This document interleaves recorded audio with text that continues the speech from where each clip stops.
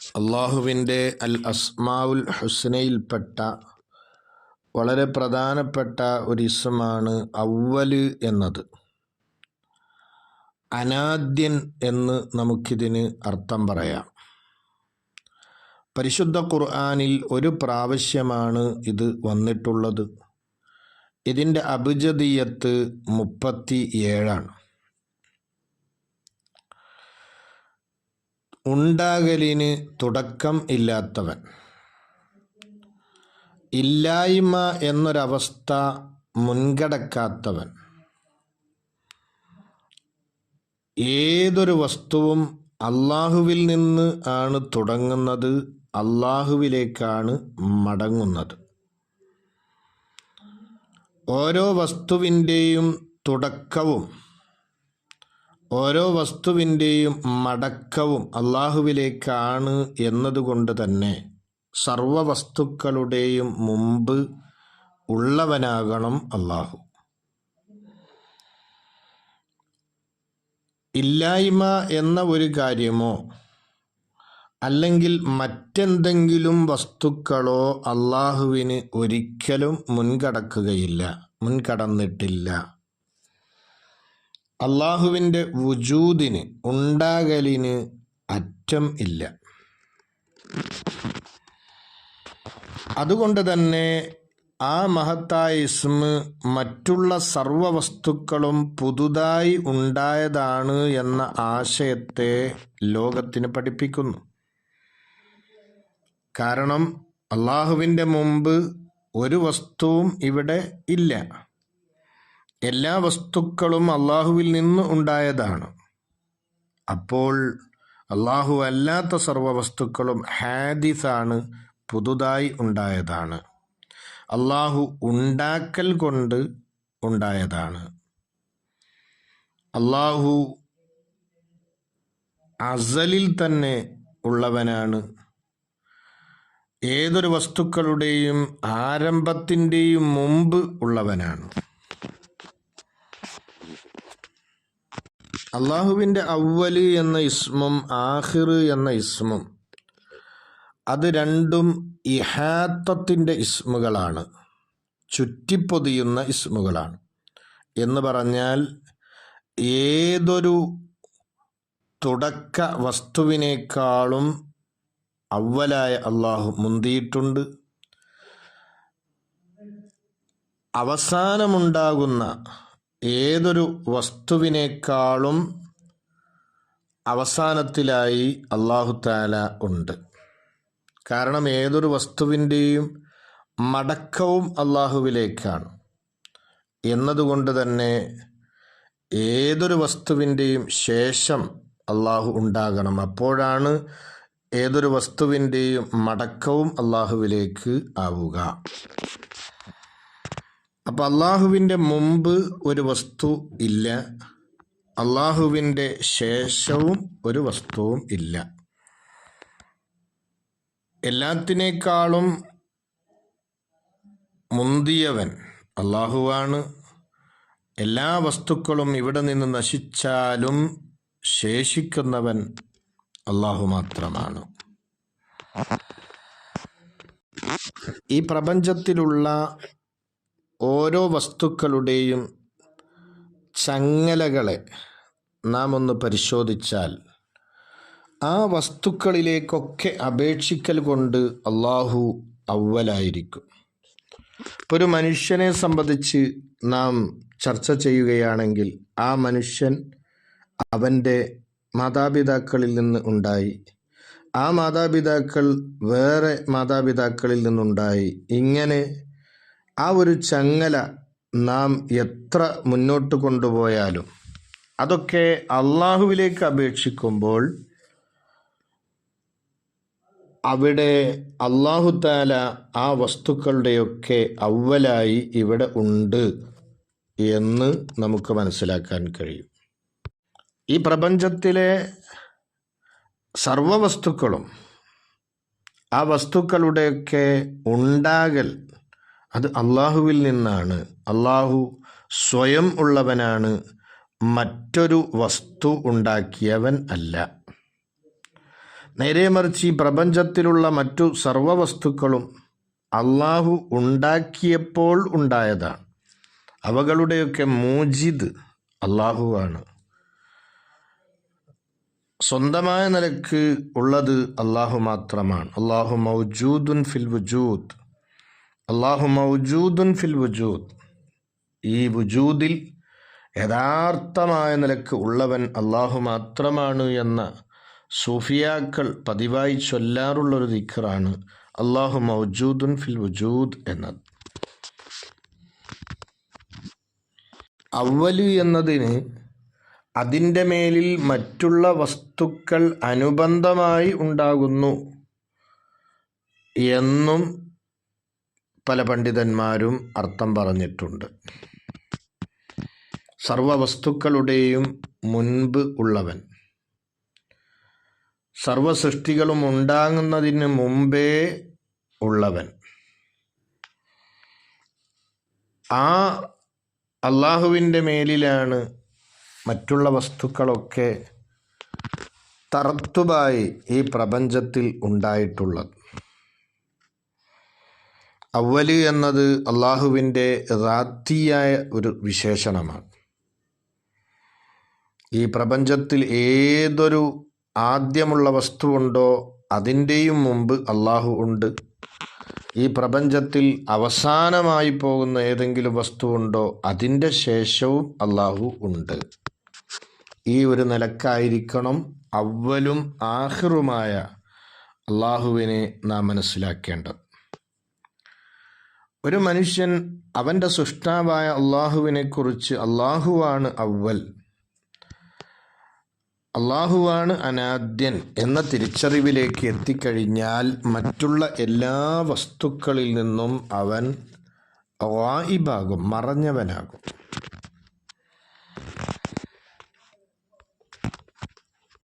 അവ്വലായ അള്ളാഹു, ആ അള്ളാഹുവാണ് തന്നെ അങ്ങേയറ്റം ഇഷ്ടപ്പെട്ട് അള്ളാഹുവിൻ്റെ അഹദിലായി തന്നെ ഈ പ്രപഞ്ചത്തിലേക്ക് കൊണ്ടുവന്ന്, അതുപോലെ തന്നെ ഒരുപാട് വ്യത്യസ്ത ഇനം അനുഗ്രഹങ്ങൾ തന്നുകൊണ്ട് തന്നെ പരിപാലിച്ച് വളർത്തി വലുതാക്കി മറ്റു വിഗ്രഹങ്ങൾക്കോ മറ്റുള്ള ബാത്തിലായ ബിംബങ്ങൾക്കോ ഇലാഹുകൾക്കോ സുജൂദ് ചെയ്യുന്നതിനെ തൊട്ട് തന്നെ സംരക്ഷിച്ച് പോറ്റുന്നവൻ അവ്വലായ അള്ളാഹുവാണ്. ആ ഒരു ബോധത്തിലേക്ക് ആ മനുഷ്യന് എത്താൻ കഴിയും എന്നാണ്. അവ്വല് എന്ന ഇസ്മുമായിട്ട് ഒരു മനുഷ്യൻ ബന്ധം പുലർത്തുമ്പോൾ തീർച്ചയായും അവനിൽ പ്രകടമാകുന്ന ഒരു ഗുണമാണ് ഏതൊരു വസ്തുവിൻ്റെയും അവ്വല് കൊണ്ട് അവൻ അള്ളാഹുവിലേക്ക് മടങ്ങുക എന്നത്. ഏതൊരു കാര്യം തുടങ്ങുമ്പോഴും അള്ളാഹുവിനെക്കൊണ്ട്, അവ്വലായ അള്ളാഹുവിനെ കൊണ്ടായിരിക്കും അവൻ തുടങ്ങുക. ഒരർത്ഥത്തിൽ ബിസ്മില്ലാഹി റഹ്മാൻ റഹീം എന്ന് ചൊല്ലിയിട്ട് ഓരോ ഖൈറായ കാര്യവും തുടങ്ങണം എന്ന് പറയുന്ന ആ ഒരു ഇസ്ലാമിക നിർദ്ദേശം പാലിക്കുന്നത് യഥാർത്ഥത്തിൽ അവ്വല് എന്ന ഇസ്മുമായിട്ട് ബന്ധം പുലർത്തുമ്പോൾ ഉണ്ടാകുന്ന ഒരു ഗുണമാണ്.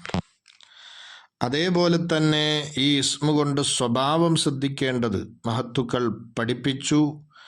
നീ ഖൈറായ കാര്യങ്ങളിൽ ജനങ്ങളിൽ അവ്വലായി മാറണം. എന്തൊക്കെ നന്മയുടെ വിഷയങ്ങളുണ്ടോ ആ വിഷയങ്ങളിലൊക്കെ ജനങ്ങളിൽ ഒന്നാമനായി നീ മാറുക. അള്ളാഹുവിൻ്റെ കൽപ്പനകൾ അതിന് വലിയ ഗൗരവം കൊടുത്ത്, അതിന് പ്രാധാന്യം കൊടുത്ത് നീ അതിൽ മുന്നിടുക, അവലാമത്തെ ആളാവുക, ആദ്യത്തെ ആളാവുക. അതേപോലെ തന്നെ അതിൻ്റെ ഓരോന്നിൻ്റെയും ആദ്യത്തെ കുറിച്ച് നീ ചിന്തിക്കുക, ഓരോന്നിൻ്റെയും അവസാനത്തിലും നീ ചിന്തിക്കുക. ഏതൊരു കാര്യം ചെയ്യാൻ തുടങ്ങുമ്പോഴും അതിൻ്റെ പരിണിത ഫലം എന്തായിരിക്കുമെന്ന രൂപത്തിലുള്ള ചിന്തകളൊക്കെ നിന്നിലുണ്ടാവുക ഇതെല്ലാം ഈ ഇസ്മ കൊണ്ട് സ്വഭാവം ശ്രദ്ധിക്കുമ്പോൾ ഉണ്ടാകുന്ന കാര്യങ്ങളാണ്. അതേപോലെ തന്നെ ഈ ഇസ്മിൻ്റെ പ്രത്യേകതകളായി മഹത്തുക്കൾ പഠിപ്പിക്കുന്നു, ഇതിൻ്റെ അഭിജദീയത്ത് പ്രകാരമോ അതിലധികമോ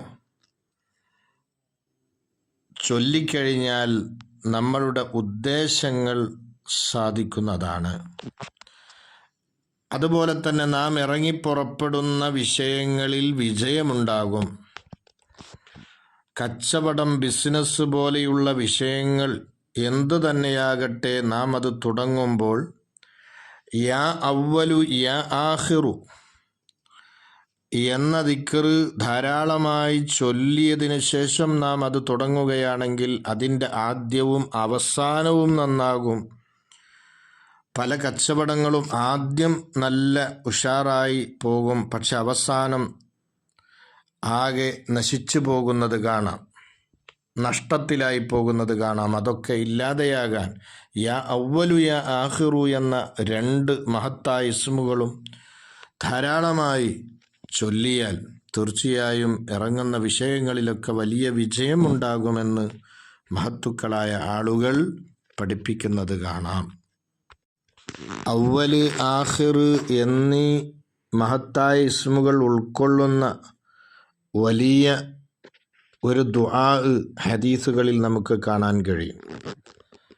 കടബാധ്യതകളിൽ നിന്ന് രക്ഷപ്പെടാനും ദാരിദ്ര്യങ്ങളിൽ നിന്ന് രക്ഷപ്പെട്ട് ഐശ്വര്യമുള്ള അവസ്ഥയിലേക്ക് എത്താനും വലിയ ഗുണം ചെയ്യുന്ന ഒരു മഹത്തായ ഒരു ദുആ ഹബീബായ മുത്തുനബി സല്ലല്ലാഹു അലൈഹി വസല്ലമ തങ്ങൾ എപ്പോഴും കിടക്കാൻ പോയി കഴിഞ്ഞാൽ അവിടുന്ന് പറയാറുണ്ട്, അല്ലാഹുമ്മ റബ്ബസ് സമാവാതി വറബ്ബൽ അർളി വറബ്ബൽ അർശിൽ അളീം റബ്ബന വറബ്ബ കുല്ലി ഷൈഇൻ ഫാലിഖൽ ഹബ്ബി വന്നവ വമുനസ്സില തൗറാത്തി വൽ ഇൻജീലി വൽ ഫുർഖാൻ അഊദു ബിക മിൻ ശർരി കുല്ലി ഷൈഇൻ അൻത ആഖിദുൻ ബിനാസിയതിഹി അല്ലാഹുമ്മ അൻതൽ അവ്വലു ഫലൈസ ഖബ്ലക ഷൈഉൻ വഅൻതൽ ആഖിറു ഫലൈസ ബഅദക ഷൈഉൻ വഅൻതൽ ലാഹിറു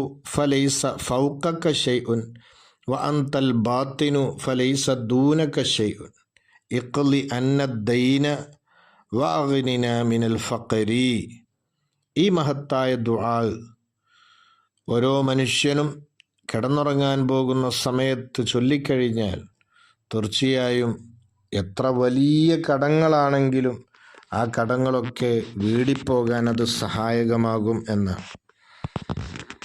അതിൻ്റെ അർത്ഥം നമുക്കിങ്ങനെ പറയാം, ആകാശങ്ങളുടെ റബ്ബായ അല്ലാഹുവേ, ഭൂമിയുടെ റബ്ബായ അല്ലാഹുവേ, ഉന്നതമായ അർശിൻ്റെ റബ്ബായ അല്ലാഹുവേ, ഞങ്ങളുടെ റബ്ബായ സർവവസ്തുക്കളുടെയും റബ്ബായ അല്ലാഹുവേ, വിത്തുകളെയൊക്കെ കീറി മുളപ്പിക്കുന്നവനായ, തൗറാത്ത്, ഇൻജീൽ, ഫുർഖാൻ പോലെയുള്ള ഗ്രന്ഥങ്ങൾ ഇറക്കിയവനായ അല്ലാഹുവേ, നിന്റെ നിയന്ത്രണത്തിലുള്ള സർവവസ്തുക്കളുടെ ഷർറുകളിൽ നിന്നും ഞങ്ങൾ നിന്നോട് കാവൽ ചോദിക്കുന്നു. നീയാണ് അനാദ്യൻ, നിന്റെ മുമ്പ് ഒരു വസ്തുവും ഇല്ല. നീയാണ് അനന്ത്യൻ, അന്ത്യമില്ലാത്തവൻ, നിന്റെ ശേഷം മറ്റൊരു വസ്തുവും ഇല്ല. നീയാണ് ലാഹിർ, പ്രത്യക്ഷമായവൻ, നിന്റെ മുകളിൽ മറ്റൊന്നുമില്ല. നീയാണ് ബാത്തിൻ, മറഞ്ഞവൻ, നിന്റെ താഴെ ഒരു വസ്തുവും ഇല്ല. ഞങ്ങളുടെ കടങ്ങൾ നീ വീട്ടിത്തരണം, ദാരിദ്ര്യത്തിൽ നിന്ന് ഞങ്ങൾ ഐശ്വര്യത്തിൻ്റെ അവസ്ഥയിലേക്ക് എത്തിക്കണം എന്നാണ് ഇതിൻ്റെ സാരം. അപ്പം ഈ ഒരു ദുആ നടത്തൽ നല്ലതാണെന്ന് മഹത്തുക്കളായ പണ്ഡിതന്മാർ പഠിപ്പിക്കുന്നത് കാണാം. അതുപോലെ തന്നെ ഈ ഇസ്മുമായിട്ട് നമ്മൾ കൂടുതൽ ബന്ധം പുലർത്തുമ്പോൾ സർവകാര്യങ്ങളും അള്ളാഹുവിലേക്ക് ഏൽപ്പിക്കുന്ന ഒരവസ്ഥ നമ്മളിൽ ഉണ്ടാകും. എല്ലാ നിലക്കും അള്ളാഹുവിനെ വിശ്വസിക്കുന്ന ഈമാനികമായ ആ ഒരു ചൈതന്യം ഉൾക്കൊള്ളുന്ന ഒരവസ്ഥ നമ്മളിൽ ഉണ്ടാകും. അള്ളാഹുവിലേക്ക് സർവ്വകാര്യങ്ങളിലും ഭരമേൽപ്പിക്കുകയും എപ്പോഴും അള്ളാഹുവിലേക്ക് ആവശ്യമുള്ള ഒരു ഫക്കീറാണ് ഞാൻ, എനിക്ക് റബ്ബിലേക്ക് എപ്പോഴും ആവശ്യമുണ്ട് എന്ന ഒരു ബോധത്തിൽ ജീവിക്കാൻ കഴിയുകയും ചെയ്യും. എന്ന് മാത്രമല്ല, ഖൈറിൻ്റെ മാർഗങ്ങളിലൊക്കെ ഒന്നാമനാകലിനെ, ഏറ്റവും മുന്തിയവനാകാൻ നീ ഇഷ്ടപ്പെടും. ഏതൊരു നന്മയുടെ വിഷയം വന്നാലും അതിലൊക്കെ നീ ഒന്നാം സ്ഥാനത്തെത്താൻ നീ ഇഷ്ടപ്പെടും.